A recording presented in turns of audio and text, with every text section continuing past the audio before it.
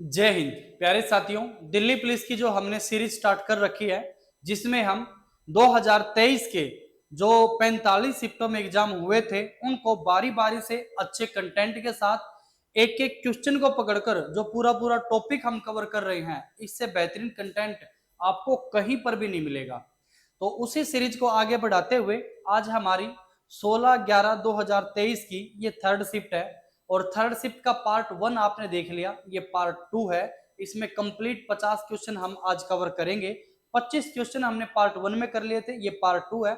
50 question एकदम से करवाना संभव नहीं हो पाता, लंबी वीडियो बन जाती है। हम कोशिश करते हैं कि वीडियो ज्यादा से ज्यादा 38 मिनट 40 मिनट या आधे घंटे की ही रखी जाए, इसी में कंप्लीट कंटेंट आपको दिया जाए, आपका भी समय खराब ना हो, हमारे पास भी समय की थोड़ी ही पाबंदी है। तो आइए साथियों शुरू करते हैं। दिल्ली पुलिस, दिल की पुलिस। क्वेश्चन है हमारा, किस राज्य के जोड़े में होली को डोला पूर्णिमा के रूप में मनाया जाता है? तो इसका राइट आंसर है प्यारे साथियों पश्चिम बंगाल और उड़ीसा। पश्चिम बंगाल और उड़ीसा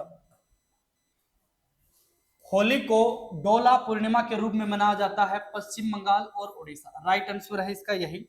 अगला क्वेश्चन आपको दिख रहा होगा, 2016 में यामिनी कृष्णमूर्ति को शास्त्रीय नृत्य के किस क्षेत्र में उनके योगदान के लिए पद्म विभूषण से सम्मानित किया गया है? तो डायरेक्ट इनडायरेक्ट वे से यहां से यह क्वेश्चन पूछा गया है कि यामिनी कृष्णमूर्ति किस शास्त्रीय नृत्य से संबंधित है? प्यारे साथियों, ये भरतनाट्यम और कुचिपुड़ी दोनों से संबंधित है। मैं आपको बता देता हूं कि जो शास्त्रीय नृत्य है ना, शास्त्रीय नृत्यों की संख्या प्यारे साथियों 8 है। और जो संगीत नाटक अकादमी है, इसके अनुसार इनकी संख्या 9 है। नौवां जो शास्त्रीय नृत्य माना जाता है वो छऊ को माना जाता है, छऊ को। और छऊ को संगीत नाटक अकादमी तो मान्यता देती है, लेकिन शास्त्रीय नृत्य जो संस्कृति मंत्रालय है ये मान्यता नहीं देता, जिसके कारण छऊ को अर्ध शास्त्रीय नृत्य कहा जाता है। अर्ध शास्त्रीय नृत्य कहा जाता है, अर्ध शास्त्रीय नृत्य, इसको अर्ध शास्त्रीय नृत्य कहा जाता है। प्यारे साथियों, शास्त्रीय नृत्यों की संख्या 8 है, जिनमें मैंने आपको वैसे तो कंप्लीट पढ़ा रखे हैं, जिसमें एक भरतनाट्यम सबसे पुराना भरतनाट्यम जो कि तमिलनाडु का शास्त्रीय नृत्य है। इसमें एक है कुचिपुड़ी, कुचिपुड़ी जो आंध्र प्रदेश का शास्त्रीय नृत्य है। एक है कथकली, कथक कथकली कथकली और ये केरल का शास्त्रीय नृत्य है। एक है मोहनी अट्टम, मोहनी अट्टम, ये भी केरल का शास्त्रीय नृत्य है। इसके अलावा हम बात करें तो कथक की, कथक यूपी का शास्त्रीय नृत्य है। एक बात करें सत्रिया की, और सत्रिया असम का शास्त्रीय नृत्य है। एक बात करें ओडिसी की, ओडिसी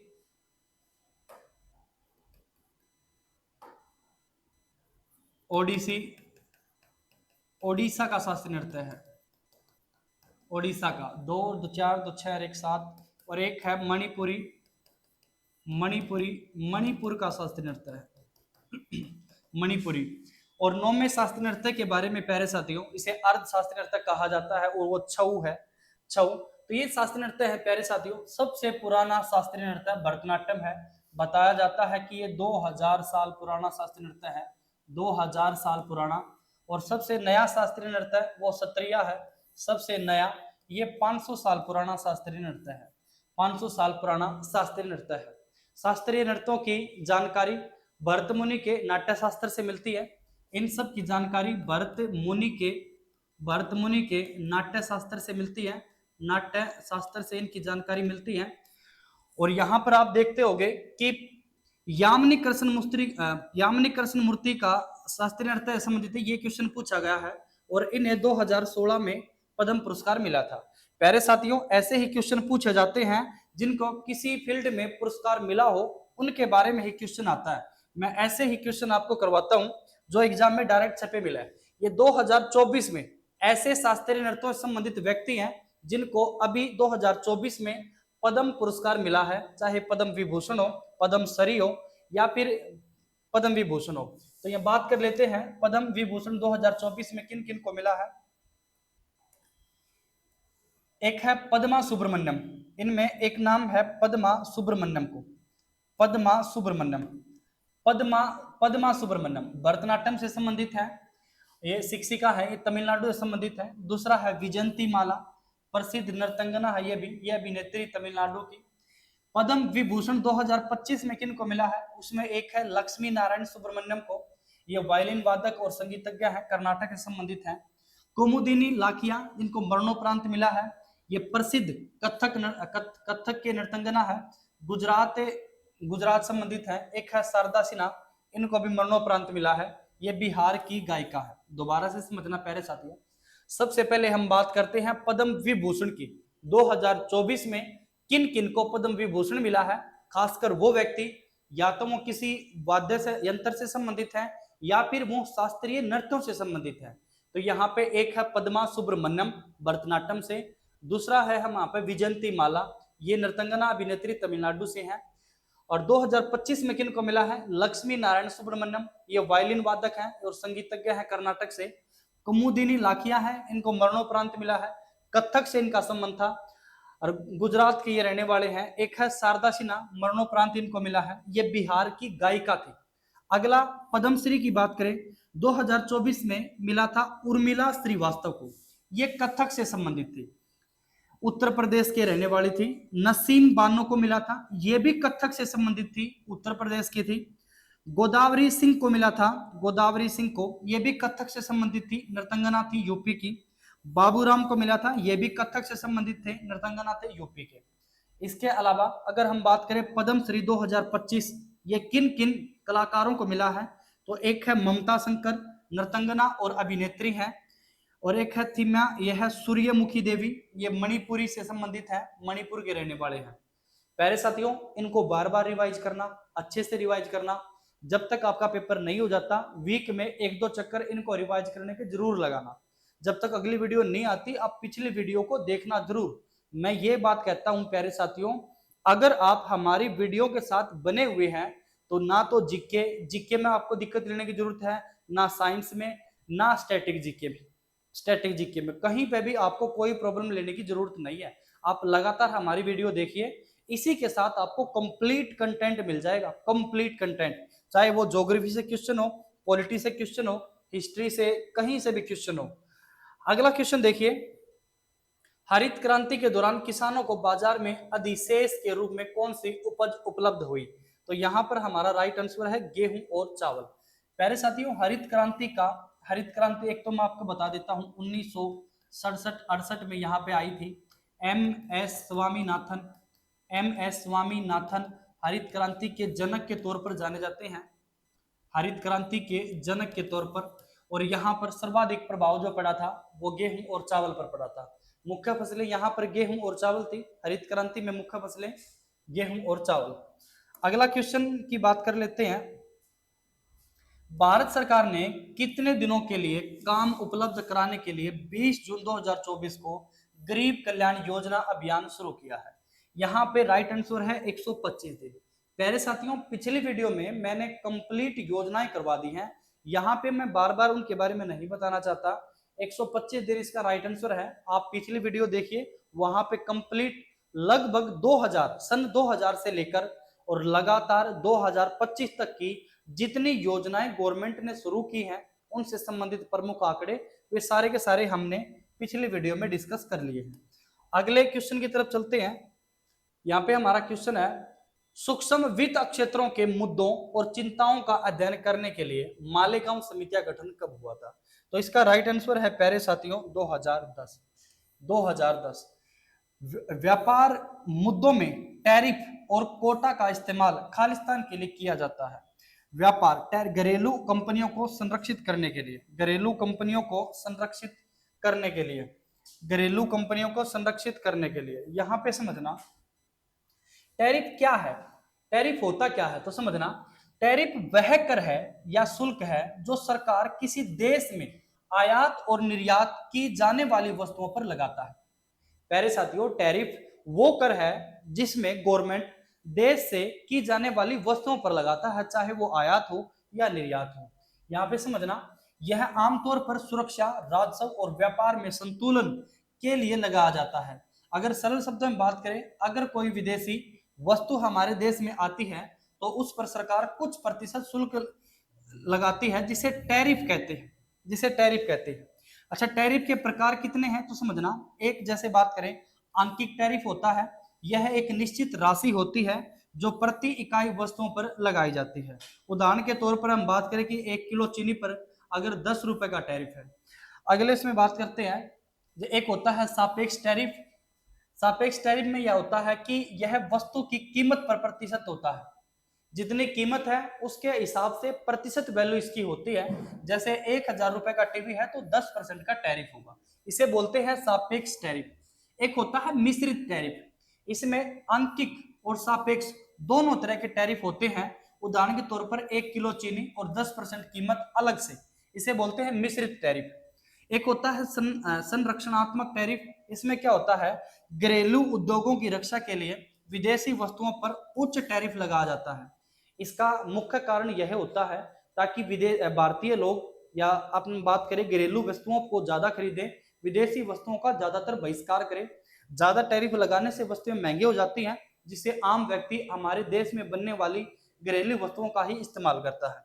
एक होता है राजस्व टैरिफ, सरकार के राजस्व बढ़ाने के लिए इसको लगाया जाता है। उम्मीद है प्यारे साथियों आप इसको अच्छे से समझ गए होंगे। एक और समझना, टैरिफ के जो उद्देश्य हैं, इस यहीं से प्रश्न आया है। घरेलू उद्योगों की सुरक्षा, विदेशी वस्तुओं को सस्ते से घरेलू उत्पादन को बचाना है।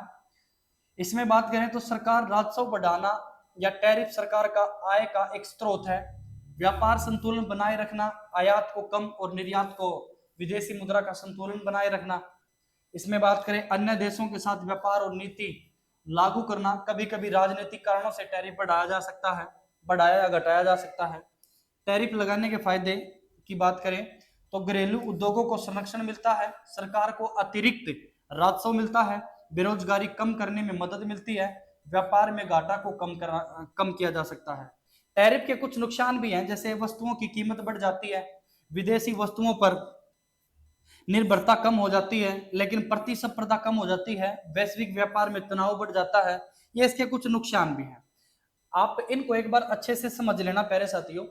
आपने जैसा कि क्वेश्चन देखा, क्वेश्चन डायरेक्ट नहीं पूछा गया था, इनडायरेक्ट वे से पूछा गया था, यहीं से क्वेश्चन पूछा गया था। अगले क्वेश्चन की तरफ चलते हैं।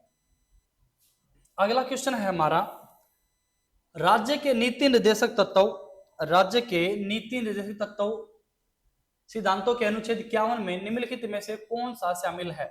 तो अंतरराष्ट्रीय शांति और सुरक्षा को बढ़ावा देना, ये अनुच्छेद 51 है।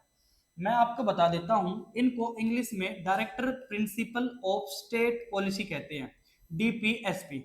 इनको भाग संविधान के भाग 4 में जोड़ा गया है और भाग 4 में अनुच्छेद 36 से 51 आते हैं। भाग 4 में 36 से 51 इनको हमने आयरलैंड के संविधान से कॉपी किया है। आयरलैंड के संविधान से, प्यारे साथियों, आयरलैंड के संविधान से इनको कॉपी किया गया है। और अगर हम बात करें अंतरराष्ट्रीय शांति और सुरक्षा को बढ़ावा देना, ये अनुच्छेद 51 है। अनुच्छेद 51 को कई बार इस रूप में देखा जाता है कि अंतरराष्ट्रीय संधियों को बढ़ावा देना किस अनुच्छेद के अंतर्गत माना जाता है, तो वो अनुच्छेद भी अनुच्छेद 51 है। अंतरराष्ट्रीय संधियों को बढ़ावा देना, संधियों या समझौतों को बढ़ावा देना, ये भी किस में आता है? अनुच्छेद 51 में आता है। पिछली वीडियो में मैंने आपको वैसे ही आर्टिकल पढ़ा दिए हैं सारे के सारे जो डीपीएसपी से संबंधित हैं। अगला क्वेश्चन है, निम्नलिखित में से कौन सा कथन 2 सेक्टर मॉडल के बारे में सत्य नहीं है? निम्नलिखित में से कौन सा कथन 2 सेक्टर, देखो समझना, सरकारी क्षेत्र एक महत्वपूर्ण भूमिका निभाते हैं। यहाँ पे मैं आपको सेक्टरों के बारे में बता देता हूं, देखो समझो बात में। 2 सेक्टर मॉडल होता क्या है, जिसे क्लासिकल या सिंपल केनेसियन मॉडल भी कहते हैं। आर्थिक गतिविधियों का एक आधारभूत मॉडल है जिसमें केवल 2 सेक्टर शामिल होते हैं। यहाँ पे समझना, एक होता है इसमें घरेलू, जिसमें उपभोक्ता सेक्टर होता है। एक होता है उद्योग या उत्पादन, जिसमें उत्पादक सेक्टर या मॉडल सरल अर्थव्यवस्था को समझाने के लिए बनाया गया है, जिसमें सरकार और विदेशी व्यापार शामिल नहीं होते। अगला क्वेश्चन समझना, अगला क्वेश्चन है, झारखंड का हुंटा नृत्य कौन से आदिवासी समूह से संबंधित है? झारखंड का हुंटा नृत्य कौन से आदिवासी से समझते हैं? तो इसमें हमारा जो राइट आंसर है वो है संथाल। संथाल जनजाति आदिवासी समूह द्वारा इसका नृत्य किया जाता है, जिसे हुंटा नृत्य कहते हैं। इसको समझना, इसके बारे में जो झारखंड के इंपॉर्टेंट जनजातियां हैं, जैसे हो जनजाति है, संथाल है, मुंडा है, कोड है, नागपुरी आदिवासी है, ओरा है, भूंगड़ है। प्यारे साथियों, ये सारी की सारी आदिवासी जनजातियां हैं। इनके द्वारा जो नृत्य किए जाते हैं वे सारे मैंने यहाँ पे टाइप करवा दिया। जैसे हो द्वारा खुंटा, हो द्वारा खुंटा। अच्छा, खुंटा नृत्य हो द्वारा भी और संथाल जनजाति के द्वारा भी किया जाता है। ये संथाल जनजाति द्वारा भी किया जाता है। तो खुंटा का याद रखना, संथाल और हो दोनों के द्वारा किया जाता है। अच्छा, संथाल जनजाति संथाल नृत्य, बीज उत्सव और पारंपरिक गीत ये सामाजिक अवसर पर किए जाते हैं। एक है मुंडा जनजाति द्वारा मुंडा नृत्य, जिसे विवाह नृत्य, मुंडा विवाह नृत्य कहते हैं। एक वर्षा प्रार्थना, एक त्योहार कोडवा, ये सारे के सारे मुंडा जनजाति द्वारा। कोड जनजाति द्वारा कोड नृत्य, जो पारंपरिक वाद्य और धार्मिक अवसर पर किया जाता है। नागपुरी आदिवासी द्वारा नागपुरी खेती नृत्य, त्योहार और सामाजिक अवसर पर किया जाता है। ओरा जनजाति द्वारा धनवारी नृत्य, जिसे कृषि त्योहार और धार्मिक उत्सव पर किया जाता है। एक है भूंगड़, इसे भूंगड़ जनजाति है सामुदायिक मेलों और उत्सवों में इसको किया जाता है। तो ये झारखंड की कुछ जनजातियां हो है, संथाल है, मुंडा है, कोड है, नागपुरी आदिवासी है, ओरा है, भूंगड़ है। इनके द्वारा जो जो नृत्य किए जाते हैं उनको भी हमने यहाँ पे डिस्कस कर लिया। अगला क्वेश्चन है, भारत में राम नवमी का त्योहार कब मनाया जाता है? देखो यहाँ पे हिंदी कैलेंडर के अनुसार पूछा गया है। एक बार तो मैं आपको कुछ हिंदी कैलेंडर बता देता हूं यहाँ पे। जैसे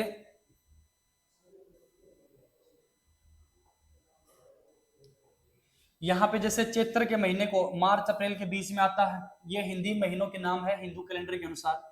चैत्र मार्च अप्रैल के बीच में, एक वैशाख अप्रैल मई, ज्येष्ठ मई जून, आषाढ़ जून जुलाई, श्रावण जुलाई अगस्त, भाद्रपद अगस्त सितंबर, अश्विन सितंबर अक्टूबर, कार्तिक अक्टूबर नवंबर, मार्गशीर्ष नवंबर दिसंबर, पौष दिसंबर जनवरी, माघ जनवरी और फरवरी, और जो फाल्गुन है ये फरवरी और मार्च के महीने में। ये जो हमारे 12 जनवरी से जनवरी फरवरी जो 12 महीने हैं उनको हमारे हिंदी कैलेंडर के अनुसार ये हैं।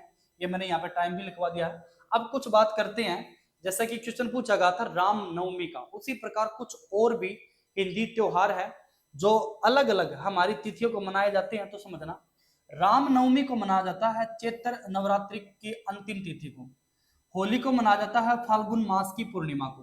दीपावली को मनाया जाता है कार्तिक मास की अमावस्या को। गणेश चतुर्थी मनाया जाता है भाद्रपद शुक्ल की चतुर्थी को। महाशिवरात्रि मनाई जाती है फाल्गुन मास की चतुर्दशी तिथि को। मकर संक्रांति पौष मास की 15 जनवरी को अक्सर मनाई जाती है। तमिलनाडु में थाई पोंगल मनाया जाता है। जन्माष्टमी है भाद्रपद कृष्ण पक्ष की अष्टमी को मनाया जाता है। दुर्गा पूजा अश्विन शुक्ल पक्ष की प्रतिपदा को मनाई जाती है। नाग पंचमी श्रावण मास को मनाई जाती है। रक्षाबंधन श्राद्ध पूर्णिमा को मनाया जाता है। भैया दूज, आज भैया दूज है। कार्तिक मास और शुक्ल पक्ष की द्वितीय को मनाया जाता है। कार्तिक मास की शुक्ल पक्ष को मनाया जाता है। देखो कार्तिक महीना अक्टूबर नवंबर के बीच में होता है और आज का दिन, आज भैया दूज ही है। कार्तिक मास की शुक्ल पक्ष का आज का दिन है, तो इस दिन भैया दूज मनाया जाता है। उम्मीद है प्यारे साथियों, जो भी हमारे द्वारा कंटेंट आपको दिया जा रहा है आपको बहुत अच्छा लग रहा होगा। बेहतरीन कंटेंट है प्यारे साथियों। बार बार वीडियो को देखना, रिवाइज करना, खासकर जब आपका एग्जाम बिल्कुल नजदीक आ जाए। इससे बेहतर कहीं पे कुछ भी नहीं है। निश्चिंत होकर आप सारी वीडियो को रिवाइज करते रहना, रिसाइकिल में रिवाइज करते रहना, बार बार रिवाइज करना। यहीं से आपको फायदा हो सकता है और कहीं से भी नहीं होगा। आप डायरेक्ट ज्योग्राफी, हिस्ट्री, पॉलिटी कुछ भी पढ़ लेना, जब तक आप ये इस प्रकार का कंटेंट नहीं पढ़ोगे आपको किसी भी प्रकार का फायदा नहीं होगा। जीएस में अगर आपको बेहतरीन नंबर लेके आने ना तो आपको इसी वीडियो से फायदा मिलेगा। क्वेश्चन है हमारा, उदारीकरण के लिए निम्नलिखित में से किस विधि का उपयोग किया जाता है? यहाँ पे है अधिकांश उद्योगों में लाइसेंस अनिवार्यता को समझना। एक छोटी सी बात मैं आपको बता देता हूं। उदारीकरण का अर्थ होता है जैसे उद्योगों को बढ़ावा देना, कंपनियों को बढ़ावा देना, लाइसेंस प्रणाली को कम कर देना, कागजी कार्रवाई को कम कर देना।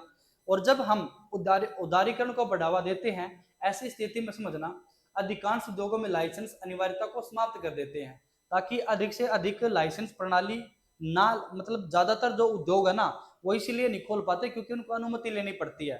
कच्चा माल डालने की सुविधा उपलब्ध नहीं हो पाती, कच्चा माल उपलब्ध नहीं हो पाता। तो इस प्रकार की सुविधा जब गवर्नमेंट उपलब्ध कराती है, तो ऐसी स्थिति में उदारीकरण की नीति बोला जाता है। अगला क्वेश्चन है यहाँ पे, आत्मा राम पांडुरंग और न्यायमूर्ति रनाडे ने वेदों पर आधारित ज्ञान के सिद्धांतों का समर्थन करते हुए महाराष्ट्र में खालिस्तान की स्थापना की। यहाँ पे आर्य समाज की स्थापना हुई थी, आर्य समाज की स्थापना हुई थी। तो समझना यहाँ पे कौन कौन से और भी एग्जाम में पूछे जा सकते हैं, जैसे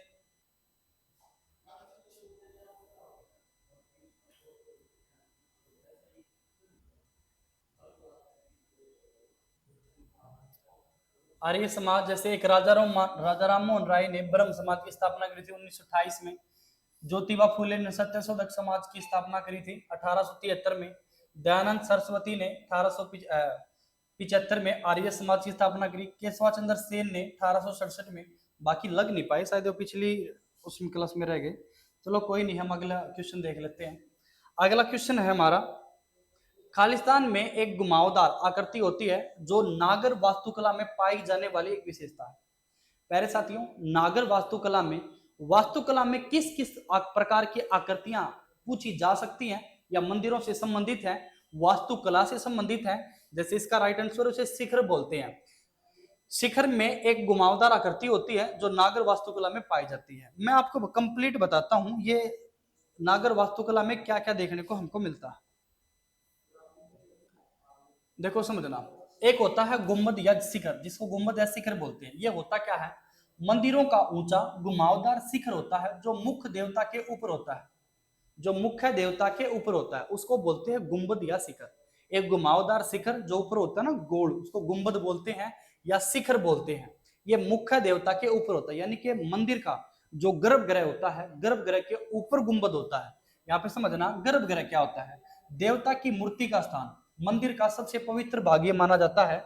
जहां पे मेन मूर्ति रखी होती है उसी को गर्भगृह कहते हैं, उसके ऊपर ही शिखर या गुम्बद होता है।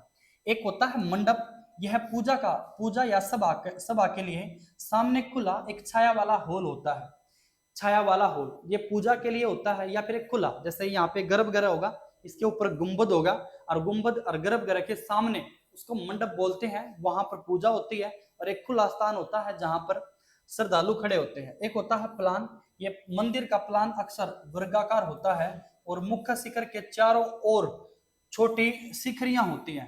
आपने कई बार देखा होगा, एक मंदिर होगा, मेन मंदिर होगा, उसका गुंबद होगा, उसके चारों तरफ जो और छोटी छोटी ही और आकृतियां वर्गाकार और मुख्य शिखर होते हैं, उनको प्लान बोलते हैं।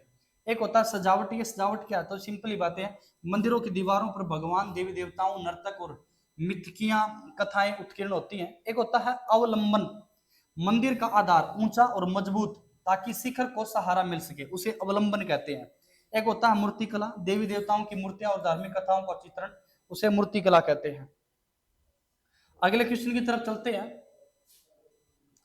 अगला क्वेश्चन है, ब्रह्म समाज जो सामाजिक न्याय समानता के सिद्धांत को बढ़ावा देता, खालिस्तान ने स्थापना करी राजा राम मोहन राय ने। अभी 2 मिनट पहले मैंने आपको इन समाज सुधारकों के बारे में बताया था कि केशव चंद्र सेन ने किसकी, दयानंद सरस्वती ने किसकी, राजा राम मोहन राय ने किसकी स्थापना की है, तो उसमें आपने पढ़ लिया होगा। निम्नलिखित में से अगला क्वेश्चन है, निम्नलिखित में से कौन सी अवधारणा केंद्र सरकार के राजकोषीय घाटे को पूरा करने के लिए बाजार में सार्वजनिक क्षेत्र की इकाइयों की इकट्ठी निपटान से संबंधित है? इकट्ठी निपटान से संबंधित है, इकट्ठी निपटान से संबंधित है। यहां पे जो राइट आंसर है वो है विनिवेश। विनिवेश, प्यारे साथियों एक बार इन सब के बारे में समझना। भूमंडलीकरण क्या होता है? भूमंडलीकरण का अर्थ होता है हमारी अर्थव्यवस्था को विदेशी अर्थव्यवस्था से जोड़ना, भूमंडलीकरण कहलाता है। उदारीकरण का अर्थ अभी मैंने क्वेश्चन भी आया था उसमें भी समझा था। उदारीकरण के तहत जो उद्योग खोलने वाले व्यक्ति हैं या फिर उद्योगों से संबंधित लाइसेंस प्रणाली को कम कर देना, या फिर रॉ मटेरियल को कच्चा माल उपलब्ध करा देना, या फिर वेस्ट मटेरियल को डालने की सुविधा प्रोवाइड कराना, ये सारे के सारे उदारीकरण के एग्जाम्पल हैं। एक होता है विनिवेश। विनिवेश का अर्थ होता है दोबारा से निवेश करना, किसी उद्योग में, किसी कंपनी में, किसी मार्केट में, किसी फील्ड में निवेश करना विनिवेश कहलाता है। यहाँ पे समझना, अब केंद्र सरकार के राजकोषीय घाटे को पूरा करने के लिए बाजार में सार्वजनिक क्षेत्र की इकाइयों की इक्विटी का निपटान से संबंधित है, तो विनिवेश कर देते हैं। इक्विटी या विक्रय यानी कि जो पूंजी इकट्ठा होती है उसको निवेश कर देना विनिवेश कहलाता है। विराष्ट्रीयकरण का अर्थ होता है, देखो राष्ट्रीयकरण होता क्या है, जब कोई संस्था किसी प्राइवेट या निजी व्यक्ति द्वारा शुरू की जाती है और जब उसका वो इतने बड़े लेवल पर कार्य करना शुरू कर दे तो एक समय ऐसा आता है कि सरकार उसका स्वामित्व अपने अधीन कर लेती है। जब सरकार किसी प्राइवेट संस्था का स्वामित्व अपने अधीन कर लेती है तो अपने अधीन करने के इस प्रोसेस को हम राष्ट्रीयकरण या विराष्ट्रीयकरण या केंद्रीकरण कहते हैं। अगले क्वेश्चन की तरफ चलते हैं। इंडियन सुपर लीग का पहला संस्करण निम्नलिखित में से किस वर्ष आयोजित हुआ था? मैं आपको बता दूं, इंडियन सुपर लीग, ये जो इंडियन सुपर लीग है इसकी स्थापना 2013 में हुई थी। हालांकि इसका संस्करण, पहला संस्करण 2014 में खेला गया था। इसका पहला संस्करण 2014 में खेला गया था। प्यारे साथियों, मैं आपको बता दूं, इंडियन सुपर लीग फुटबॉल से संबंधित है। फुटबॉल को अंतरराष्ट्रीय स्तर, एशिया या वर्ल्ड के स्तर पर इस फुटबॉल के भारतीय खिलाड़ियों को लेकर जाना इंडियन सुपर लीग का मुख्य उद्देश्य है। 2013 में इंडियन सुपर लीग की स्थापना हुई, 2014 में पहला संस्करण खेला गया और अब आने वाले समय में 2025-26 का संस्करण दिसंबर के महीने, 2025 के दिसंबर के महीने में शायद इसकी स्टार्टिंग हो सकती है। तो 2013 से इसकी स्टार्टिंग, 14 में पहला संस्करण खेला गया था। यही क्वेश्चन पूछा गया है, इंडियन सुपर लीग का पहला संस्करण कब खेला गया? तो 2000 कब आयोजित हुआ? 2014 में। उस कलाकार की पहचान कीजिए जो कर्नाटक संगीत परिवार से संबंधित है। इसका राइट आंसर है प्यारे साथियों बेगम अख्तर। अब मैं कुछ ऐसे ही व्यक्ति आपको बताता हूं जो कर्नाटक संगीत से संबंधित हैं। ऐसा हो सकता है कि आने वाले समय में वहां से भी क्वेश्चन पूछा जाए। तो कर्नाटक संगीत के जो महान रचनाकार हैं उनमें समझना, इन तीनों को कर्नाटक संगीत के त्रिमूर्ति कहते हैं। ये इंपॉर्टेंट है, कर्नाटक संगीत के त्रिमूर्ति। इसमें एक है त्यागराज, दूसरा है मुथुस्वामी दीक्षित, एक है श्यामा शास्त्री। इनको कर्नाटक संगीत के क्या कहते हैं? त्रिमूर्ति। इनको कर्नाटक संगीत के त्रिमूर्ति कहते हैं।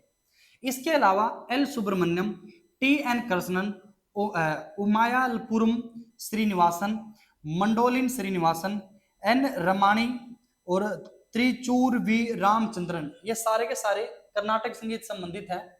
इसके अलावा देखो ये यहाँ पे लिख रखा है कि एल सुब्रमण्यम वायलिन वादक है, ये वायलिन के भी महारथी है, ये मृदंग बजाते हैं। ऐसा भी प्रश्न हो सकता है कि वे कर्नाटक संगीत से संबंधित हैं और वे वायलिन बजाते हैं, तो वे कौन है? तो इसके बारे में भी लिखा गया है। इसके अलावा बाला मुरली Krishnan, Sema Gundi Srinivas Iyer, T M Krishna, M L Vansh Kumari और डी के पटमाल। ये प्यारे साथियों बोर्ड पर जिन जिन व्यक्तियों के नाम लिखे गए हैं ये सारे के सारे कर्नाटक संगीत से संबंधित हैं। अगले क्वेश्चन की तरफ चलते हैं। अगला जो हमारा क्वेश्चन है वो है भारतीय संविधान का कौन सा अनुच्छेद सहकारी समितियों को बढ़ावा देने से संबंधित है? सहकारी समितियों को बढ़ावा देने से संबंधित है। इसका राइट आंसर है 43 बी। एक छोटी ही बात समझना, यहाँ पे दो तीन, एक अनुच्छेद 39 ए है, एक अनुच्छेद 51 ए है, एक अनुच्छेद 31 बी है। एक तो मैं आपको बता दूं अनुच्छेद 31 बी 9वीं अनुसूची से संबंधित है। 9वीं अनुसूची से संबंधित है।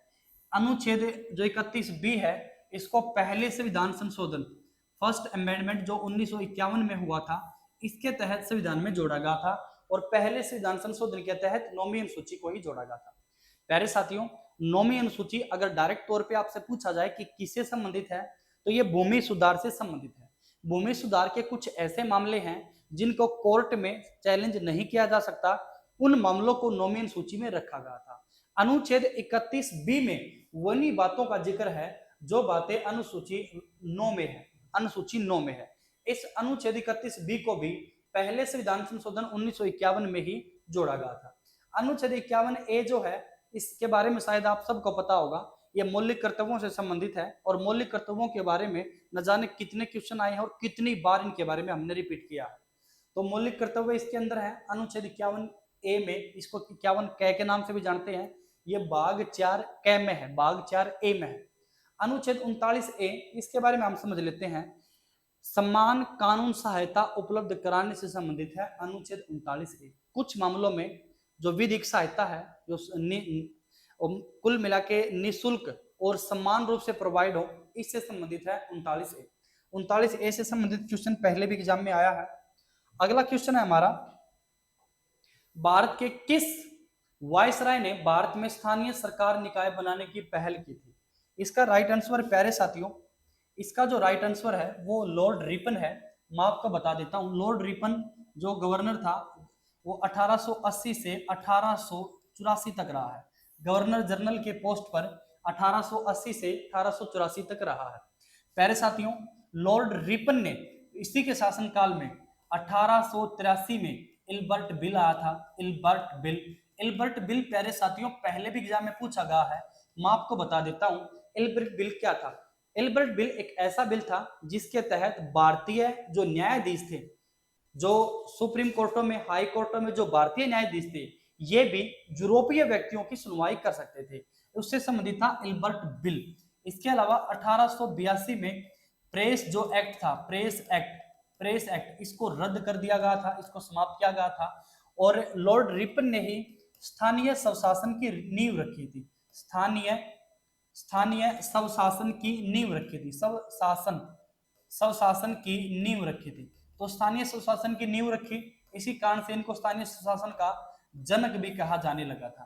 स्थानीय क्वेश्चन भी इसी से रिलेटेड है, किस वायसराय ने भारत में स्थानीय स्वशासन निकाय बनाने की पहल की? तो वो लॉर्ड रिपन है। अगला क्वेश्चन है, निम्नलिखित में से किस अनुच्छेद भारतीय संविधान के संशोधन से संबंधित है? तो इसका राइट आंसर है अनुच्छेद 368। मैं आपको बता देता हूं प्यारे साथियों, जो भारतीय संविधान संशोधन है, पहली बात तो ये हमने साउथ अफ्रीका के संविधान से कॉपी किया, साउथ अफ्रीका के संविधान से कॉपी किया है। और मैं आपको बता देता हूं, संविधान में संशोधन, या फिर मैं बोलूं संशोधन 3 प्रकार से होते हैं। संशोधन 3 प्रकार से होते हैं। एक होता है सामान्य बहुमत से, सामान्य बहुमत से, एक होता है विशेष बहुमत से, विशेष बहुमत से, विशेष बहुमत से, एक होता है विशेष बहुमत प्लस आधे राज्यों का, आधे राज्यों का अनुमोदन, आधे राज्यों का अनुमोदन। 3 प्रकार से संविधान में संशोधन होते हैं। पहले साथियों, सामान्य बहुमत किसे कहते हैं? माना कि जिस सदन में बिल आया है वहां पे प्रेजेंट 200 व्यक्ति हैं और 200 में से अगर एक को मिलते हैं 101 वोट और एक को 99 वोट मिलते हैं तो ये इसको बहुमत मिला। अगर एक वोट से भी अगर कोई व्यक्ति जीत जाता है तो उसको सामान्य बहुमत से बहुमत बोलते हैं। विशेष बहुमत क्या होता है? जब संबंधित व्यक्तियों की 2/3 बहुमत अगर किसी एक पार्टी को मिलता है, एक पक्ष को मिलता है, उसको बोलते हैं विशेष बहुमत। जब माना 200 व्यक्ति थे, इनका 2/3 व्यक्ति अगर उसको सहमति देते हैं तो माना जाता है कि यह बिल विशेष बहुमत से पारित हुआ है। और विशेष बहुमत प्लस आधे राज्यों का अनुमोदन सेम है। इसमें विशेष बहुमत 2/3 बहुमत तो यह होगा ही, साथ में आधे राज्यों का अनुमोदन भी होना चाहिए। प्यारे साथियों, अनुच्छेद 368, अनुच्छेद 368 में वे संशोधन ही शामिल हैं जो अनुच्छेद विशेष बहुमत से हो और विशेष बहुमत प्लस आधे राज्यों के अनुमोदन से हो। मैं आपको ये बात बताना चाहता हूं, सामान्य बहुमत से संशोधन तो होते हैं लेकिन उनको संविधान संशोधन नहीं माना जाता। संविधान संशोधन केवल अनुच्छेद 368 के तहत 2 ही प्रकार से होते हैं, एक विशेष बहुमत से, एक विशेष बहुमत प्लस आधे राज्यों के अनुमोदन से। विशेष सामान्य बहुमत का जिक्र अनुच्छेद 368 में नहीं है, इसलिए सामान्य बहुमत से जो संशोधन होते हैं उनको संविधान संशोधन नहीं माना जाता। वे संशोधन ही संविधान संशोधन होते हैं जो अनुच्छेद 368 के तहत होते हैं। और इसके तहत इनकी प्रक्रिया 2 ही प्रकार से है, एक तो विशेष बहुमत से और एक विशेष बहुमत प्लस आधे राज्यों के अनुमोदन से। विशेष बहुमत प्लस आधे राज्यों के अनुमोदन से। अगला क्वेश्चन है हमारा, इम्परफेक्ट किस क्रिकेटर की आत्मकथा है? तो ये संजय मांजरेकर की है। इम्परफेक्ट जो आत्मकथा है संजय मांजरेकर की आत्मकथा है। यहाँ पे समझना, मैं आपको कुछ और, वैसे तो मैंने पिछली वीडियो में हमारा जो पहला पार्ट था वहां पे मैंने इन सब के बारे में बता दिया था। एक बार फिर मैं इनको बारे में बता देता हूँ। सचिन तेंदुलकर की है playing it my way. Sachin Tendulkar playing it my way. Sachin Tendulkar playing it my way. Yusuf Pathan की है the test of my life. Yusuf Pathan की है the test of my life. Saurabh Ganguly की है a century is not enough. Mary Kom की भी है अनब्रेकेबल। विजेंद्र सिंह की है the ring of fire.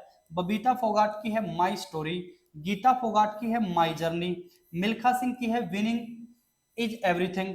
PT Usha की है अनस्टॉपेबल।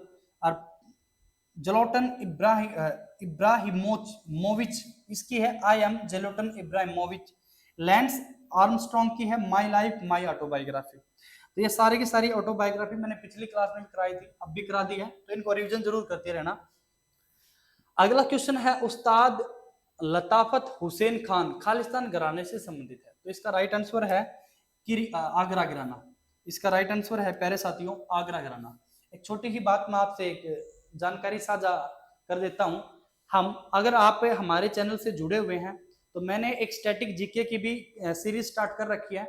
वहां पे मैंने संबंधित जितने भी आगरा घराना, किराना, पटियाला, ग्वालियर, इन सभी घरानों की संबंधित जो व्यक्ति हैं उनकी एक बेहतरीन ट्रिक भी करवाई है। मैं आपको यहाँ पे सजेशन करता हूँ आप उस वीडियो को जरूर देखें, क्योंकि इतने नाम हो जाते हैं, हर एक नाम को आप डायरेक्ट तौर पे याद नहीं कर सकते। एक ट्रिक के माध्यम से शायद आप इनके ऊपर पकड़ बना सकते हैं। तो आप जब भी इसके घरानों से संबंधित क्वेश्चन तो आते ही हैं, तो आप वहां पे जाइए और वहां पे आगरा घराना से या तम संबंधित जितने भी घराने हैं, प्रमुख रूप से 11 मुख्य घराने हैं, इनसे संबंधित जितने व्यक्ति हैं उनको याद कर लीजिए। अगला क्वेश्चन है यहाँ पे, अगला क्वेश्चन है, प्रसिद्ध कृति शिशुपाल वध के लेखक कौन है? प्रसिद्ध कृति शिशुपाल वध, एक तो मैं आपको बता देता हूं, शिशुपाल वध के जो लेखक हैं वो माघ है। शिशुपाल वध के जो लेखक हैं वो कौन है प्यारे साथियों? उनका नाम है माघ। उनका नाम माघ है। शिशुपाल वध से संबंधित एक छोटी सी बात और, ये जो लिखा गया है ये संस्कृत भाषा में लिखा गया है। ये लिखा गया है संस्कृत भाषा में। ये किससे संबंधित है? तो ये श्री कृष्ण भगवान से संबंधित है। श्री कृष्ण भगवान से संबंधित है। इसके अंदर श्री कृष्ण जो शिशुपाल है उसका वध करते हुए दिखाया गया है। तो उसके बारे में एक टिप्पणी कर रखी है, ये माँ के द्वारा लिखी गई है, संस्कृत में लिखी गई है। श्री कृष्ण के बारे में इसके ऊपर टिप्पणी की गई है। अगला क्वेश्चन है, सीमा विद्युत परिपथ को चालू करती है और जल पीने के लिए चली जाती है। 2 मिनट बाद वापस आती है और देखती है कि परिपथ में 2.5 एम्पियर की धारा प्रवाहित हो रही है। परिपथ में प्रवाहित शुद्ध आवेश क्या है?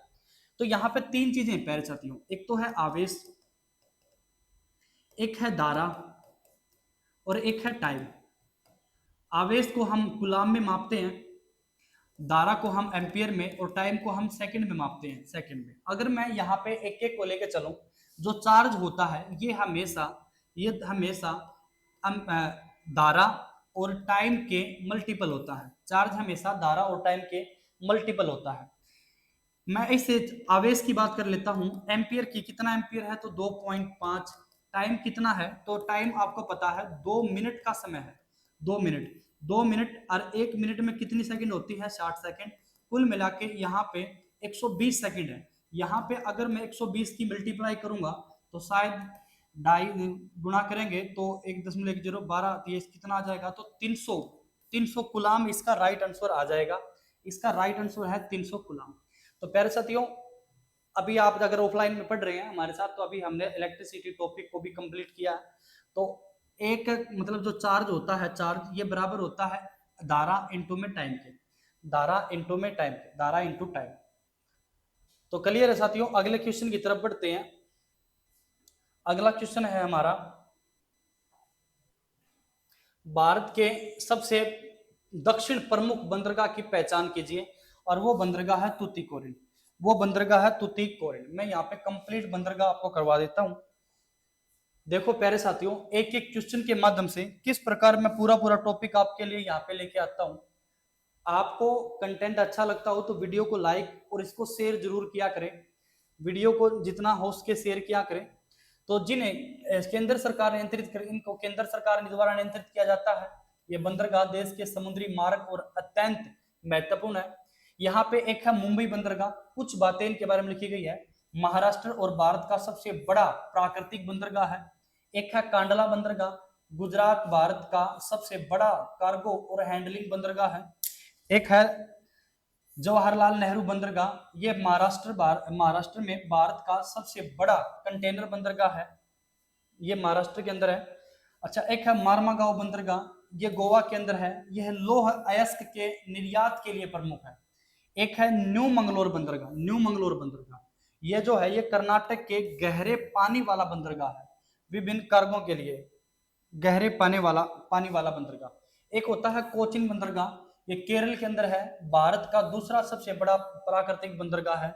एक है चेन्नई बंदरगाह। ये तमिलनाडु के अंदर है। भारत का सबसे पुराना कृत्रिम बंदरगाह। एक है कुमार राजार पोर्ट।